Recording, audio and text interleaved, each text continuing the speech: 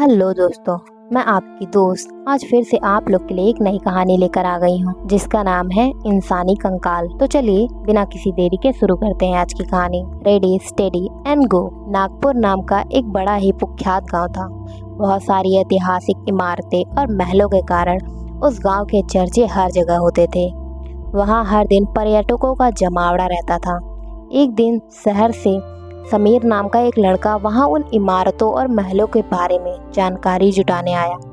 समीर को गांव के रास्तों के बारे में ज़्यादा जानकारी नहीं थी, इसलिए वह एक गाइड को रख लेता है। पूरे दिन घूमने के बाद आखिर में बारी आती है घुंघरू महल की। लेकिन सूरज ढलने में ज़्यादा समय नहीं होता और समीर गाइड को वहां जाने के लिए बोलता है। लेकिन गाइड वहां जाने से साफ मना कर देता है, क्योंकि वहां कहा जाता है कि शाम ढलते ही उस महल में इंसानी कंकाल घूमते हैं, जिसको सुनकर समीर को बहुत तेज हंसी आ जाती है और वह अपनी हंसी को रोक नहीं पाता।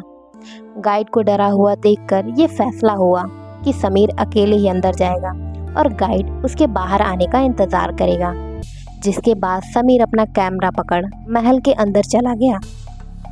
महल के अंदर जाते ही समीर तस्वीरें खींचने लगा। तस्वीरें खींचते खींचते उससे पता ही नहीं चला कि कब शाम हो गई।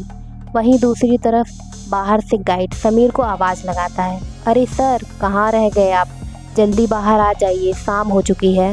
आसपास काफ़ी सन्नाटा होने के कारण समीर को गाइड की आवाज़ सुनाई दे जाती है। आवाज़ सुनने के बाद समीर गाइड को वहाँ से जाने के लिए बोलता है, जिस पर गाइड उसे फिर से आवाज़ लगाता है, लेकिन सर, आपको यहाँ ज़्यादा देर तक रुकना ठीक नहीं है। अभी बाहर आ जाइए, यही ठीक रहेगा। हम कल दोबारा यहाँ फिर से आ जाएंगे। जिस पर समीर उसे फिर से जाने के लिए बोलता है, लेकिन गाइड समीर का ध्यान रखते हुए खुद वहीं बाहर ठहरने का फैसला लेता है। वहीं समीर गाइड की बात नहीं मानता और तस्वीरें खींचने में व्यस्त हो जाता है। तभी समीर को कुछ महसूस होता है। उसे ऐसा लगता है कि तस्वीरें खींचते वक्त कोई उसके आगे से गुजरा। जब वो कैमरा हटाकर देखता है तो उसे सामने कुछ भी नज़र नहीं आता। अपना वहम समझकर समीर फिर तस्वीरें खींचने लगता है। जब वह कैमरा महल की सीढ़ियों की तरह घुमाता है तो उसे कैमरे में एक इंसानी कंकाल नज़र आता है, जिसे देख वो हैरान हो जाता है। जिसके बाद समीर तुरंत अपना कैमरा हटाता है और कहता है, अभी तो मुझे इंसानी कंकाल दिख रहा था, सामने तो कोई है ही नहीं।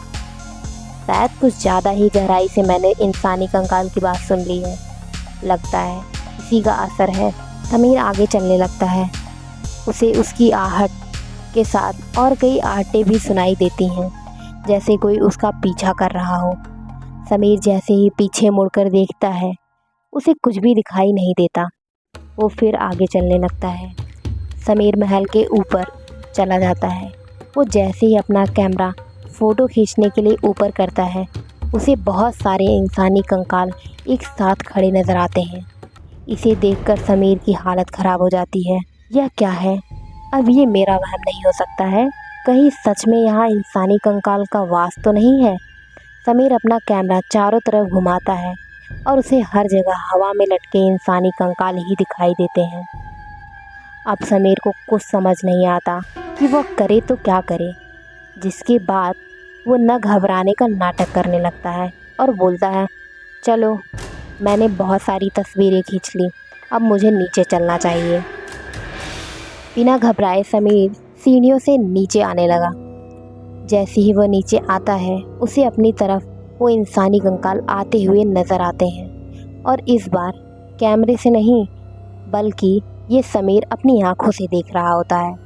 चलते फिरते इंसानी कंकालों को देख समीर के पसीने छूटने लगते हैं। समीर को कुछ समझ नहीं आता और वो कुछ करने की हालत में भी नहीं होता। तभी सारे कंकाल उसके इर्द गिर्द चक्कर लगाने लगते हैं। ये नज़ारा देख समीर की हालत और ख़राब हो जाती है और उसे लगता है कि अब वो नहीं बच पाएगा इन इंसानी कंकालों से, और वो चक्कर खाकर वहीं बेहोश हो जाता है डर के मारे। जब उसकी आंखें खुलती हैं तो अपने आप को अपने होटल में पाता है। वह देखता है कि उसका गाइड और होटल का मालिक उसके पास खड़े होते हैं। तभी समीर बोलता है, मैं यहाँ कैसे आया? मैं तो उस हवेली में था ना। जिस पर समीर का गाइड उसे बताता है कि वो उसे यहाँ लेकर आया है। समीर को बहुत तेज़ बुखार होता है, जिस वजह से उसके सर में बहुत दर्द होता है और वो बोलने की हालत में भी नहीं होता है। गाइड की बात सुनकर समीर अपने साथ हुए हादसों को याद करता है और बोलता है, लेकिन मैं तो उन इंसानी कंकालों से घिरा हुआ था, जिसके बाद मैं शायद बेहोश हो गया था।